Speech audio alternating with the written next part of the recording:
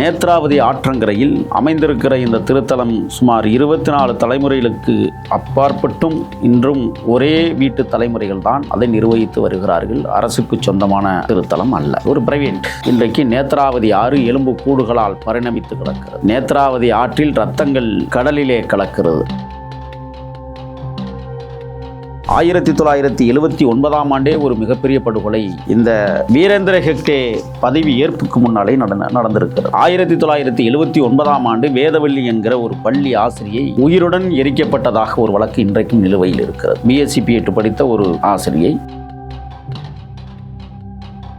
அந்த பெண்களை சிதைத்து, சிறார் பெண்களை சிதைத்து இரும்புகளை கழுவக்கூடிய ஆசிட், அந்த ஆசிட்டை உயிர்நிலையிலே ஆசிட் எப்படிப்பட்டது என்றால் எங்கே ஊத்துகிறோமோ அது துளை போட்டு பின்பக்கம் இருக்கிற கரியையே தண்ணியாகி இரும்பையே உருக்கக்கூடிய ஒரு ஆசிட் அப்படின்னா அது எவ்வளவு கடினமானதா இருக்கும். அது மட்டும் இல்ல, மார்பகங்கள் 2 பகுதிகளிலும் அந்த ஆசிட்டை ஊற்றி நெஞ்சாங்குலையை துளை போட்டு உருளையை கொண்டு கயிறு கட்டி இளம் சிறார் பெண்களை அந்த ஆசிட்டுக்குள்ளே நனைத்தால் வெளியிலே வருகிற போது அந்த இரும்பு கம்பிகள் மட்டும்தான் வரும். தலையோ முண்டங்களோ எலும்புகளோ பிற உறுப்புகளோ முற்றிலுமாக தண்ணீராகிவிடும். அப்படி ஒரு ஆசிட்டை அவர்கள் அங்கே வைத்திருக்கிறார்கள். இந்த கர்மசாலாவில் ஒரு மனிதன், ஒரு தகப்பன், ஒரு மகன் என்று இவர்கள் தினந்தோறும் உறவு வைத்துக் கொள்ள முடியுமா? விதவிதமான பெண்களோடு உல்லாசமாக இருக்க முடியுமா என்கிற கேள்வியை வைக்க விரும்பலாம். ஆனால் இவர்களோடு அது நிற்கவில்லை. உயர்ந்த அரசு அதிகாரிகள், உடுப்பி மாவட்டத்திலே நம்மளுடைய பாரதிய ஜனதா கட்சியினுடைய முன்னாள் மாநில தலைவர் அண்ணாமலை பணி செய்திருக்கிறார். பக்கத்து மாவட்டம், அவருக்கு தெரியாமலாம் இது நடைபெற்றிருக்க வாய்ப்பே இல்லை. ஆனால் அவரும் மௌனியாக இருந்துவிட்டு தான் கடந்து வந்திருக்கிறார். 26 பேர்ல சௌஜன்யாவும் ஒருத்தவங்களா அப்படின்ற கேள்வி வருதுல்ல. 2012 அக்டோபர் 9ஆம் தேதி அன்றைக்கு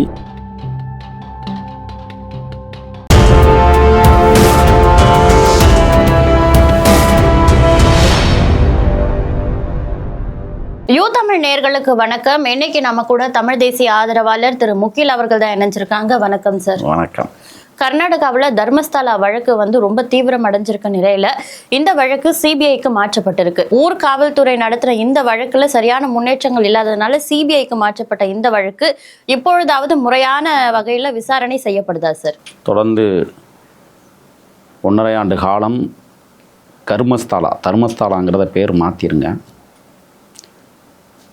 கேரள எல்லையை ஒட்டி இருக்கிற அற்புத வானாந்தர காடுகளுக்கு மத்தியில் கர்நாடக எல்லை, நேத்ராவதி நதிக்கரையில் நிமிர்ந்து நிற்கிற அற்புத திருத்தலம் மஞ்சுநாதா மாதேஸ்வரா திருத்தலம். கர்நாடகத்தில் 2 சமூகங்கள் பெரிது. ஒன்று லிங்காயத்தார், இன்னொன்று ஒக்லி கவுடர். லிங்காயத்தார்களுக்கு மாதேஸ்வரன் மலை மிகப்பெரிய சிவன் திருத்தலம். ஒக்லி கவுடாவிற்கு மஞ்சுநாத மாதேஸ்வரா திருத்தலம். மாதேஸ்வரா என்றாலே அது ஈஸ்வரன், ஈஸ்வரன் என்றாலே சிவன். சிவனுடைய திருத்தலங்கள் தான் இப்படி சின்னாபின்னமாக்கப்பட்டு கொண்டிருக்கிறது என்பதை இன்றைக்கு உலகம் அறிந்து கொண்டிருக்கிற வகையில் ஒரு கோரச் சம்பவங்கள் நடைபெற்றிருக்கிறது. ஆத்திரம் ஒரு பக்கம் நமக்கு அதிகப்படுத்தி கொண்டே இருக்கிறது. நாம் இந்த ஜனநாயக நாட்டில்தான் வாழ்கிறோமா என்பதை கேள்விக்குறியாக்குகிற வகையில் தமிழ்நாட்டை பொறுத்தவரை அயோத்திதாச பண்டிதர், ரெட்டமலை சீனிவாசன், பெரியார் போன்ற பெருமக்கள் பிறந்ததால் என் ஆத்திகம் என்ன, மூட நம்பிக்கைகள் என்ன, பிற்போக்குத்தனங்கள் என்ன என்பதை நமக்கு பாடமாக போதித்து சென்ற அற்புத பெருமக்கள் வாழ்ந்த புண்ணிய தேசம் தமிழர் நாடு. ஆனால் கர்நாடகாவில் ஆன்மீகமே போதனை, ஆன்மீகமே வரலாறு, ஆன்மீகமே வாழ்க்கை, ஆன்மீகமே அனைத்தும் என்கிற அடிப்படையில் தான் கர்நாடக மக்கள் இன்றைக்கும் வாழ்ந்து கொண்டிருக்கிறார்கள். ஆக தர்மசாலா கிட்டத்தட்ட 800 ஆண்டுகளுக்கு முன்பு தோற்றுவிக்கப்பட்ட ஒரு சித்தர் வழிபாட்டு நடுகள் வழிபாட்டு முறை. அதை இன்றைக்கு அவர்கள் மாற்றி இருக்கிறார்கள். கிட்டத்தட்ட இந்த நேத்ராவதி ஆற்றங்கரையில் அமைந்திருக்கிற இந்த திருத்தலம் சுமார் 24 தலைமுறைகளுக்கு அப்பாற்பட்டும் இன்றும் ஒரே வீட்டு தலைமுறைகள் தான் அதை நிர்வகித்து வருகிறார்கள். அரசுக்கு சொந்தமான திருத்தலம் அல்ல, அது ஒரு பிரைவேட். இன்றைக்கு நேத்ராவதி ஆறு எலும்பு கூடுகளால் பரிணமித்து கிடக்கிறது. நேத்ராவதி ஆற்றில் ரத்தங்கள் கடலிலே கலக்கிறது. அந்த கோரச் சம்பவங்கள் கிட்டத்தட்ட 1980ஆம் ஆண்டுகளிலிருந்து கிட்டத்தட்ட 45 ஆண்டு காலம் மனித சடலங்களை ஆற்றில் சுமக்கிற அற்புத, உலகத்திற்கே வெட்கமான ஒரு சம்பவங்கள் நடைபெற்று கொண்டிருக்கிறது என்றால் யாரும் மன்னிக்க முடியாது. இந்த வழக்கிலே முக்கியமாக வீரேந்திர ஹெக்டே என்ற பாரதிய ஜனதா கட்சியினுடைய நாடாளுமன்ற மாநிலங்களவை உறுப்பினர் தன்னுடைய 21வது வயதில் அந்த திருத்தலத்திற்கு அறங்காவலர் குழு தலைவராக நியமிக்கப்பட்டு இன்று வரை அவர்தான். கிட்டத்தட்ட இன்றைக்கி அவருக்கு வயது 70ஐ கடந்து விட்டது. 50 ஆண்டிற்கு மேலாக ஒரு மனிதர் அங்கே அந்த நிர்வகிக்கிற பொறுப்பை பெற்றிருக்கிறார். அவருடைய தம்பி கஜேந்திர ஜெயின், அவருடைய மகன் பிரமேந்திர ஜெயின் போன்றவர்கள் எல்லாம் அந்த கோயிலை இன்றைக்கு பாதுகாப்பதைப் போல பவியம் செய்து கொண்டிருக்கிறார்கள். 1979ஆம் ஆண்டே ஒரு மிகப்பெரிய படுகொலை இந்த வீரேந்திர ஹெக்டே பதவி ஏற்புக்கு முன்னாலே நடந்திருக்கிறது. 1979ஆம் ஆண்டு வேதவள்ளி என்கிற ஒரு பள்ளி ஆசிரியை உயிருடன் எரிக்கப்பட்டதாக ஒரு வழக்கு இன்றைக்கும் நிலுவையில் இருக்கிறது. பிஎஸ்சி பிஎட் படித்த ஒரு ஆசிரியை, அந்த ஆசிரியை அந்த பள்ளியினுடைய முதல்வராக வேண்டும் என்கிற பெருத்த கனவோடு வந்து கொண்டிருக்கிற போது இடையில் ஒருவர் அதிலே போகிறார். முதல்வராக வேண்டும் என்கிற ஆசை இந்த அம்மையாருக்கு ஏற்பட்டதற்கு பிறகு அதுக்கு வழக்கு நீதிமன்றத்திற்கு போகிறது. நீதிமன்றம் இந்த ஹெக்டே பக்கம் தீர்ப்பளிக்கிறது. ஆகையால் வேதவள்ளி அங்கே முதல்வர் பொறுப்பை வைக்க முடியவில்லை. தொடர்ந்து அந்த அம்மையார் அந்த கல்வி நிறுவனத்திற்கு சிம்ம சொப்பனமாக வாழ்ந்த காரணத்தால் அந்த அம்மையாரை வீட்டிலேயே வைத்து உயிரோடு தீ வைத்து கொளுத்தப்படுகிறார்கள். அவருடைய கணவர் டாக்டர் ஹரிணி என்பவர் பொதுக்கூட்டங்களில் தொடர்ச்சியாக என் மனைவி சித்திரவதைக்குள்ளாக்கப்பட்டு செத்துப்போனாள் என்பதை தொடர்ந்து பேசி வருகிறார் இன்றளவும். அது நீர்பூத்த நெருப்பாகவே இருந்த காரணத்தால் தான் 1986ஆம் ஆண்டு பத்மலதா என்கிற ஒரு 17 வயது, நம்மெல்லாம் இங்கே 11 12ஆவதுன்னு சொல்லுவோம், அங்கே பியூ அப்படிங்கிற ஒரு பாடத்திட்ட முறை இருக்கிறது கர்நாடகாவில். பியூ படித்து கொண்டிருந்த அந்த பத்மாவதி நிர்வாண கோலத்தோடு நேத்ராவதி ஆற்றங்கரையில் பிணமாக கண்டெடுக்கப்பட்டாள். தந்தை ஒரு கம்யூனிஸ்ட் பிரமுகர். ஆகையால் இந்த கம்யூனிஸ்ட் பிரமுகர் அந்த படுகொலையை, பத்மாவதி படுகொலையை விடவில்லை. இன்று வரை அவர் உச்சநீதிமன்றம் வரை இந்த வழக்கை எடுத்து சென்றிருக்கிறார். 2003ஆம் ஆண்டு அனன்யா பட் என்கிற ஒரு பள்ளி மாணவி, அதுவும் பியூ படிக்கிற ஒரு பள்ளி மாணவி தான், உடுப்பியில் படித்திட்டு சுற்றுலாவுக்காக வருகிற போது அவங்க அம்மா சிபிஐயினுடைய அதிகாரியாக சுசதா பட்டு அவர்கள் வேலை செய்கிறார். அந்த அம்மையாருக்கு பள்ளி மாணவிகளே உங்களது மகளை காணாமல் போய் 4 நாட்கள் ஆகிவிட்டது என்று சொன்னதும் அதிர்ச்சி அடைந்த அந்த தாய் இந்த கர்மசாலாவில் வந்து தேடுகிறார். கடைசியாக அங்கே சில சாட்சிகளின்படி உங்களது மகளை கோவில் ஊழியர்களே அழைத்துச் சென்றார்கள் என்று சொல்லுகிற அளவிற்கு அந்த கொலையும் ஆற்றங்கரையிலே வைத்து எரியூட்டப்படுகிறது. ஒரு சிபிஐ அதிகாரியுடைய மகளுக்கே இவ்வளவு பெரிய கொடுமைகள் அங்கே நடக்கிறதென்றால் நாம் என்னவென்று சொல்வது என்பது யூகித்து பார்க்கக்கூட முடியவில்லை. நான் தொடர்ந்து இன்னும் 2010ஆம் ஆண்டு 12லிருந்து 15 வயது வரை உள்ள சிறார் பெண்களை அழைத்து சென்று அரை நிர்வாண கோலத்தோடு, நான் இப்பொழுது ஒரு அதிர்ச்சிகரமான தகவலை சொன்னால் நீங்கள் அதிர்ச்சியாகி விடுவீர்கள். அந்த பெண்களை சிதைத்து, சிறார் பெண்களை சிதைத்து இரும்புகளை கழுவக்கூடிய ஆசிட், அந்த ஆசிட்டை உயிர்நிலையிலே ஊற்றி, அந்த ஆசிட் எப்படிப்பட்டது என்றால் எங்கே ஊற்றுகிறோமோ அது துளை போட்டு பின்பக்கம் இருக்கிற கரியையே தண்ணியாக்கிவிடும். இரும்பையே உருக்கக்கூடிய ஒரு ஆசிட் அப்படின்னா அது எவ்வளவு கடினமானதாக இருக்கும்? அது மட்டும் இல்லை, மார்பகங்கள் 2 பகுதிகளிலும் அந்த ஆசிட்டை ஊற்றி நெஞ்சாங்குலையை துளை போட்டிருக்கிறார்கள். இன்னும் உச்சக்கட்டமாக இன்னொன்று சொல்ல வேண்டும் உங்களுக்கு, மிகப்பெரிய இரும்பு ராடுகளை வைத்து தயாரிக்கப்பட்ட பெரிய கேன்களில் ஊற்றி வைக்கப்பட்டிருக்கிற அந்த ஆசிட்டில் உருளையை கொண்டு கயிறு கட்டி இளம் சிறார் பெண்களை அந்த ஆசிட்டுக்குள்ளே நனைத்தால் வெளியிலே வருகிற போது அந்த இரும்பு கம்பிகள் மட்டும்தான் வரும். தலையோ முண்டங்களோ எலும்புகளோ பிற உறுப்புகளோ முற்றிலுமாக தண்ணீராகிவிடும். அப்படி ஒரு ஆசிட்டை அவர்கள் அங்கே வைத்திருக்கிறார்கள். இந்த கருமசாலாவில் இந்த அயோக்கியராக இருக்கிற வீரேந்திர ஹெக்டே. இது போன்ற பயங்கர தகவல்களுக்கு என்ன ஆதாரம் இருக்குது சார்? இன்றைக்கி சிபிஐ அதை நோண்டி கொண்டிருக்கிறார்கள். உன்னிப்பாக இன்னொன்று என்னன்னா, அந்த சிபிஐ இன்றைக்கி நியமித்திருப்பது ஒரு இன்ஸ்பெக்டர் கேட்டகரியிலே தான் விசாரணை அதிகாரியாக இன்றைக்கு அங்கே நியமிக்கப்பட்டிருக்கிறார். நாம் தமிழ்நாட்டில் அஜித்குமாருக்கு ஒரு எஸ்பி கேட்டகரியில் இருக்கிற ஒரு அதிகாரி, சிபிஐ அதிகாரிகள் இன்றைக்கு புலனாய்வு வேலையை செய்து கொண்டிருக்கிறார்கள். 426 படுகொலைகள் நடைபெற்றிருப்பதாக செய்திகள் வந்திருக்கிறது. இதில் இன்னொரு முக்கியமான விஷயம் என்னென்னா, இன்றைக்கி அந்த நாட்டினுடைய காங்கிரஸ் மத்திய உள்துறை அமைச்சராக இருக்கிற பரமேஸ்வரா என்பவர் இன்றைக்கி எந்த சம்பவங்களும் இந்த தர்மசாலாவில் நடக்கவில்லை என்று ஒரு தகவலை பரப்பி வருகிறார். அந்த பரமேஸ்வராவுக்கு நான் எச்சரிக்கையோடு சொல்ல கடமைப்பட்டிருக்கிறேன். 70% பெண்கள், பார்ப்பனிய பெண்கள் படுகொலை செய்யப்பட்டிருக்கிறார்கள். இல்லை, ஊடகங்கள் மூலமா பல மக்கள், சாமானிய மக்களுக்கும் அங்கு நடக்கக்கூடிய அதர்மங்கள் என்னென்ன அப்படின்றது வெளிச்சம் போட்டு காட்டக்கூடிய ஒன்றா இருக்கு. மனசாட்சி இருக்க ஒருத்தவங்களால இப்படி அங்க எதுவும் நடக்கலன்னு சொல்ல முடியுமா சார்? இல்லை, அதுதான் இப்போ என்னென்னா, அரசியல் பொறுக்கிகள் கைகோர்த்து இருக்கிறார்கள். மிஷல் ஓவன் என்பவன் தான் 1988ஆம் ஆண்டு அங்கே வந்து ஒரு அரசு, அதாவது கடைநிலை ஊழியனாக அவன் ஒரு பறையர் வகுப்பை சார்ந்தவன். அவனுக்கு முதலில் கொடுக்கப்பட்ட வேலை என்னவென்றால் மலம் அள்ளுவது.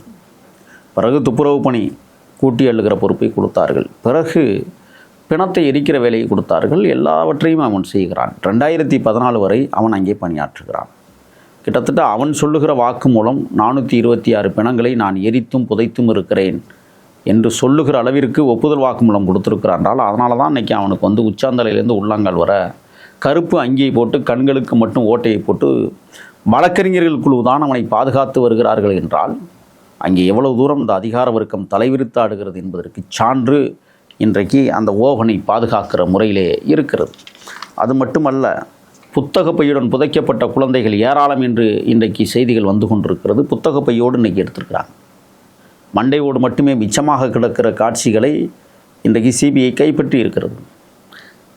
இன்றைக்கு அந்த ஓடுகிற அற்புத ஆற்றல் வாய்ந்த அந்த நேத்ராவதி ஆற்றங்கரையில் தண்ணீர் ஓரமாக கொண்டு போய் பிணங்களை எரித்து விட்டு சாம்பலை கூட அந்த நேத்ராவதி அணையில் கரைத்து விடுவார்கள்.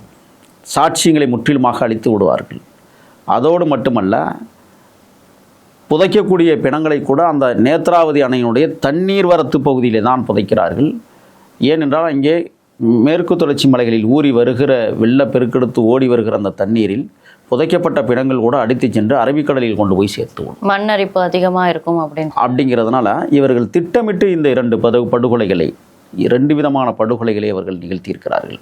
சரி, ஒரு மனிதன், ஒரு தகப்பன், ஒரு மகன் என்று இவர்கள் தினந்தோறும் உறவு வைத்துக் கொள்ள முடியுமா? விதவிதமான பெண்களோடு உல்லாசமாக இருக்க முடியுமா என்கிற கேள்வியை வைக்க விரும்பலாம். ஆனால் இவர்களோடு அது நிற்கவில்லை. உயர்ந்த அரசு அதிகாரிகள், உடுப்பி மாவட்டத்திலே நம்மளுடைய பாரதிய ஜனதா கட்சியினுடைய முன்னாள் மாநில தலைவர் அண்ணாமலை பணி செய்திருக்கிறார். பக்கத்து மாவட்டம், அவருக்கு தெரியாமலாம் இது நடைபெற்றிருக்க வாய்ப்பே இல்லை. ஆனால் அவரும் மௌனியாக இருந்து விட்டு தான் கடந்து வந்திருக்கிறார். நான் என்ன சொல்கிறேன்னு சொன்னால், இன்றைக்கு அந்த கோவிலை சுற்றி கிட்டத்தட்ட 1000க்கும் மேற்பட்ட பிணங்கள் புதைக்கப்படுவதாக அதிர்ச்சி ஊட்டுகிற தகவலை இன்றைக்கு சிபிஐ நோண்டி கொண்டிருக்கிறது என்றால், மீண்டும் இந்த ஹெக்டே குடும்பத்தினர் பெங்களூரு உயர்நீதிமன்றத்தில் ஒரு வழக்கை தொடுக்கிறார்கள். என்ன வழக்கு? எங்களுடைய கோவிலை பற்றியோ எங்கள் குடும்பத்தை பற்றியோ யாரும் பொதுவெளியிலோ அல்லது இணையவழி தளங்களிலோ அல்லது சமூக ஊடகங்களிலோ பேசவும் கூடாது, பரப்பவும் கூடாது என்று தடை விதிக்க வேண்டும் என்று சொன்னதற்கு பிறகு பெங்களூரு நீதிமன்றம் அதுக்கு அசைந்து கொடுத்திருக்கிறது, அனுமதி கொடுத்திருக்காங்க. யாரும் பேசக்கூடாதுன்னு சொல்லியிருக்காங்க. எப்படி நீதிமன்றங்களும் இதற்கு துணை போறாங்க? அதுக்கு தான் நான் தொடர்ச்சியாக பேசி வருகிறேன். உச்சநீதிமன்றம் நேரடி கண்காணிப்பில் ஈடுபட்டு இது போன்ற கொலை சம்பவங்களை, உண்மையை உலகத்திற்கு சொல்ல வேண்டும். ஏன் பார்ப்பனிய பெண்கள் 70% பெண்களை மட்டுமே அவர்கள் படுகொலை செய்திருக்கிறார்கள் என்றால், 2.3% மக்கள் தொகை கொண்ட கர்நாடகாவில் பார்ப்பனர்கள், அவர்களுடைய பெண்களை குறிவைத்து அவர்கள் தூக்கி கொண்டு போய் இது போன்ற சம்பவங்களை நடத்தியிருக்கிறார்கள் என்றால், அந்த சமூகம் வராத சமம், போராட்ட களத்தை தொடங்காத சமூகம், போலீஸ் ஸ்டேஷனுக்கு போகாத சமூகம், நீதியை நிலைநாட்டுவதற்கு யாரும் நேர்மையோடு போராடக்கூடிய வலிமை இல்லாத சமூகம். ஆகையால் அவர்கள் திட்டமிட்டு பார்ப்பன பெண்களையே அழைத்து கொண்டு போய் இரையாக்கி விட்டு படுகொலை செய்திருக்கிற கோர சம்பவங்கள். நீங்கள் ஆரம்ப முறையிலே சசன்யா என்கிற ஒரு குழந்தையை இவர்கள் கொன்னிருக்கிறார்கள் என்றால் இன்னும் நிறைய பட்டியலை நம்மால் வாசிக்க முடியும். 2015ஆம் ஆண்டு செப்டம்பர் மாதம் நாராயணன் என்கிற 62 வயது முதியவரும் யமுனா என்கிற அவருடைய தங்கை 45 யானை பாகனாக அலங்காட்டிற்குள் வேலை செய்தவர்களை அங்கே அவர்கள் ஒரு பழைய மாளிகையில் தங்கியிருந்த போதே இருவருமே மர்மமான முறையில் இறந்து கிடந்தார்கள். ஏனென்றால் அந்த பங்களாவில் தான் நூற்றுக்கணக்கான பெண்களை அழைத்து கொண்டு போய் சித்திரவதைக்குள்ளாக்குகிற சம்பவம் நடந்தேறியிருக்கிறது. அது மட்டுமல்ல, 2012ஆம் ஆண்டு அக்டோபர் மாதம் சௌசன்யா 17 வயது பிவி படிக்கிற மாணவி, அதை அப்புறம் பற்றி பேச நம்ம இருக்கிறோம். அது மட்டுமல்ல, கிட்டத்தட்ட 426 படுகொலையில் அங்கே 2 சமூக மக்கள் ஏற்கனவே நான் சொன்னேன் வாழ்ந்து கொண்டிருக்கிறார்கள். லிங்காயத்தும் ஒக்லிகவுடா. ஒக்லிகவுடா சமூகத்தைச் சேர்ந்த ஒரு பெண்ணை மோசமாக அவர்கள் நிகழ்த்தியிருக்கிறார்கள். கிட்டத்தட்ட இந்த படுகொலைகள் அனைத்தும் அரசியல் பொறுக்கிகளுக்கும் அதிகார வர்க்கத்தைச் சேர்ந்த சில தெருநாய்களுக்கும் இவர்கள் கோடிக்கணக்கான பணங்களை சம்பாதிப்பதற்காக கோவிலை ஒரு மூலதனமாக வைத்து கொள்ளையடித்திருக்கிற கூட்டம்தான் இந்த வீரேந்திர ஹெக்டே மற்றும் தர்மேந்திர ஷெயின் போன்றவர்களெல்லாம் இந்த சம்பவத்தில் ஈடுபட்டு இன்றைக்கு அவர்கள் அதிகார வர்க்கத்தை கையில் வைத்து கொண்டு இவ்வளவு தூரம் காயை நகர்த்துகிறார்கள் என்றால் நாம் எப்படி இதை எடுத்துக்கொள்வது என்றே புரியாமல் தமிழ்நாட்டிலிருந்து தவிக்கிறோம். காரணம், பிறப்பொக்கும் எல்லா உயிருக்கும் என்கிற மந்திர சொல்லை உலகத்திற்கு வழங்கிய மனிதர் கூட்டம் தமிழர் கூட்டம்.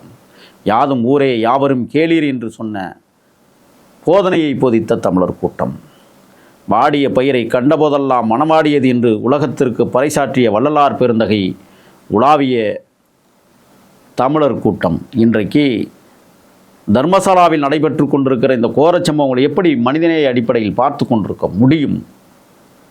ஓடாத மானும் போராடாத இனமும் வெற்றி பெறாது என்று சொன்ன மகத்தான தலைவனுடைய வரிகளை சுமந்து கொண்டு வாழ்கிற தமிழர் தேசிய பேரினம் எப்படி கர்நாடகாவில் இது போன்ற சம்பவங்களை பார்த்து கொண்டு தமிழர்களாகிய நாம் எப்படி பொறுத்து கொள்ள முடியும் என்கிற கேள்விகளை நான் மக்கள் மன்றத்திலே வைக்க விரும்புகிறேன். இந்த தர்மஸ்தலா வழக்கு எப்போ வேகம் எடுக்க ஆரம்பிச்சதோ அப்பத்துல இருந்து நமக்கு எழக்கூடிய இன்னொரு முழக்கம் என்னவா இருக்குன்னா, ஜஸ்டிஸ் ஃபார் சௌஜன்யா அப்படின்றது தான். 2012 உயிரிழந்த இந்த சௌஜன்யாவும் இது போலத்தான் கொல்லப்பட்டிருப்பாரா அப்படின்ற ஒரு சந்தேகங்கள் மக்கள் மத்தியில் எழுது. 426 பேர் கொல்லப்பட்டிருக்கதா சொல்றாங்க. அந்த 426 பேர்ல சௌஜன்யாவும் ஒருத்தவங்களா அப்படின்ற கேள்வி வருதுல்ல. 2012 அக்டோபர் 9ஆம் தேதி அன்றைக்கு பியு வகுப்பை படிக்கிற சௌசன்யா அவர்கள் தாயிடம் பள்ளிக்கு சென்று வருகிறேன் என்று சொல்லிவிட்டு போன சௌசன்யா மாலை நேரத்தில் அவள் வீடு திரும்புகிறாள். தன்னுடைய தாய் மாமன் இடையிலே பார்த்து விடுகிறார். என்னம்மா எப்படி இருக்கிறார் நலம் விசாரித்து விட்டு அவர் கடந்து ஒரு 300 மீட்டர் கூட போகலை. 300 மீட்டருக்குள்ளேயே அந்த குழந்தை காணாமல் போய் விடுகிறது. உடனடியாக தகவல் பரவுகிறது, சௌசன்யா வீட்டுக்கு வரவில்லை என்று. தாய் மாமன் மற்ற உற்றார் உறவினர்கள் எல்லாம் தேடுகிறார்கள், எங்கும் கிடைக்கவில்லை. மறுநாள் காலையில் அந்த நேத்ராவதி ஆற்றங்கரையில் போய் ஒரு சந்தேகத்தின் அடிப்படையில் போய் பார்க்கிறார்கள். அவர் கைகள் கட்டப்பட்டு அவருடைய துப்பட்டாவாலேயே கழுத்திலே மாட்டு தூக்கிலே தொங்குகிற வகையில் அடித்து கொன்றே கற்பழித்து கொன்றே இந்த கோவில் நிர்வாகம் அந்த சௌசன்யாவை நிர்வாணமாக்கி கொண்டிருக்கிறது என்றால், பிறப்புறுப்பில் கடைசியாக என்ன செய்திருக்கிறார்கள் என்றால், சகதியை அந்த ஆற்றிலே இருக்கிற சகதியை எள்ளி அந்த பிறப்புறுப்பிலே தடவி அந்த தடயத்தை மறைத்து வைக்கிற அளவிற்கு ஒரு கொடூர காட்சியை அந்த மண்ணிலே அவர்கள் செய்திருக்கிறார்கள் என்றால், இன்றைக்கும் அந்த சௌசன்யாவுடைய குடும்பம் தவியாய் தவிப்பதை நாம் பார்க்க முடிகிறது. நீதி கேட்டு போராடிய அவரது தந்தை அவர் மறைந்து விட்டார். இன்றைக்கு தாய் நடுத்தெருவிலே நிற்கிறார். சௌசன்யாவுடைய ஊருக்கு செல்ல வேண்டுமானால் நீதி கேட்பதற்காக போவர்களுக்கு சௌசன்யாவுடைய படத்தை போட்டு அந்த தெருவினுடைய முக்கத்திலே வைத்து சௌசன்யா பிறந்த ஊர் என்று சொல்லுகிற அளவிற்கு இன்றைக்கு காட்சி படலங்களை இந்த தர்மசாலா மாற்றி இருக்கிறது என்றால், இந்த மனித சமூகத்தில் இவ்வளவு பெரிய கேடுகட்ட அவலமான ஒரு சூழலை இன்றைக்கு தர்மசாலா நிகழ்த்தி இருக்கிறது என்றால், நான் ஒன்று கேட்குறேன். 426 பிணங்கள் மட்டுமல்ல, 1980 88 வரை இஜல் ஓவன் அவர்கள் வேலைக்கு சேருகிற வரை இந்த 8 ஆண்டுகள் நடைபெற்ற பாலியல் துன்புறுத்தல் மற்றும் மிக கொடூர படுகொலைகளை யார் விசாரிப்பது? 2015க்கு பிறகு அவர் அந்த மாநிலத்தை விட்டே வெளியே போனதுக்கு அப்புறம் அதற்கு பின் மகாராஷ்டிராவில் அவர் போய் தலைமறைவாக இருக்கிற போது 2015 இன்னைக்கு 2025 வரை நடைபெற்ற சம்பவங்களை யார் கோடிட்டு காட்டுவது, எத்தனை பிணங்கள் எரிக்கப்பட்டிருக்கிறது, புதைக்கப்பட்டிருக்கிறது என்பதை வெளியுலகத்திற்கு கொண்டு வருவதற்கு தகுதியானவர்கள் யார் என்பதை நாம் பார்க்க வேண்டும். ஆக இன்னைக்கு தர்மசாலா என்கிற இந்த திருத்தலம், நான் என்ன கேட்குறேன்னா, இத்தனை படுகொலைகளை பார்த்து கொண்டிருக்கிற அந்த கடவுள் இந்த மனிதர் கூட்டத்துக்கு தேவையா? அது இருந்தால் என்ன, இடித்தால் என்ன? எத்தனை உயிர்களை இந்த பழிவாங்கியிருக்கிற இந்த திருத்தலத்தை உடைத்து நொறுக்கினால் என்ன? இதனால் என்ன பயன் இருக்கிறது? இந்த திருத்தலத்தை மையமாக வைத்து கொடூர கொலைகளை இந்த மனித சமூகத்தில் அரங்கேற்றமாக்கியிருக்கிறது என்றால் கர்நாடகா வெக்கி தலைகுனிய வேண்டாமா? இன்றைக்கு அந்த நாட்டினுடைய முதலமைச்சர் மரியாதைக்குரிய சித்தராமையா அவர்கள் சொல்கிறார், நான் ஆன்மீகவாதி, நான் பெரியாரியவாதி என்று பேசினாலும் கூட இதுபோன்ற கோயில்களின் பெயரால் கொடூரமான சம்பவங்களை நிகழ்த்தி காட்டியிருக்கிறார்கள் என்றால் தமிழ்நாட்டிலும் நீங்கள் ஒரு கவனத்தை நான் முன்வைக்க விரும்புகிறேன். கோவை மாவட்டத்தில் இருக்கிற, கோவையில் இருக்கிற அந்த ஈஷா யோகா மையம் என்கிற இந்த மையத்தை கண்டிப்பாக ஆய்வு செய்யப்பட வேண்டும். ஏனென்றால் எப்படி அங்கே வீரேந்திர ஹெக்டே இது போன்ற அதிகார துஷ்பிரயோகத்தால் தன் பதவியை வைத்துக்கொண்டு ஆளுங்கட்சியினுடைய அதிகாரத்தை வைத்துக்கொண்டு இவ்வளவு அல்லோகலப்பட்ட நிகழ்வுகளை நடத்தியிருக்கிறான் என்றால் ஏன் இங்கே கோவையிலும் அவன் நடத்தியிருக்கக்கூடாது? அவன் பிரதமருக்கு நெருக்கமானவனாக இருக்க, ஏன் வீரேந்திர ஹெக்டே பிரதமருக்கு நெருக்கமானவர், ஏன் இவனும் இருக்க மாட்டான் என்கிற கேள்வி நாம் அண்மையில் கூட பார்த்தோம். ஒரு பொண்ணு அங்கிருந்து தலைதெறிக்க ஓடி வந்த வீடியோ, பிறகு கிணத்துல பிணமாக கண்டெடுக்கப்பட்ட காட்சிகள், இதெல்லாம் இன்றைக்கும் அந்த இடத்துல நடந்துக்கிட்டு இருக்குன்னு சொன்னால் இன்னொரு தர்மசாலாவை தமிழ்நாட்டில் கோவை கண்டு கொண்டிருக்கிறதோ என்கிற ஐயம் நமக்கு எழுகிறதா இல்லையா? ஆகையால் தான் நாம் தொடர்ந்து சொல்லுகிறோம், இந்த திருத்தலங்களின் பெயர்களால் நடக்கிற அட்டூழியங்களையும் அக்கிரமங்களையும் தடுத்து நிறுத்தாவிடில் இந்த மனித சமூகம் இது போன்ற சம்பவங்களுக்கு மிகப்பெரிய இரையாகி விடும் என்பதிலே மாற்று கருத்து இல்லை. இவ்வளவு நேரம் நேர்காணல் இணைந்து நாட்டையே உலுக்கி இந்த வழக்கு குறித்த நிறைய விஷயங்களை எங்க கூட நேரம் ஒதுக்கி பகிர்ந்துகிட்டதுக்கு ரொம்ப நன்றி சார். நன்றி.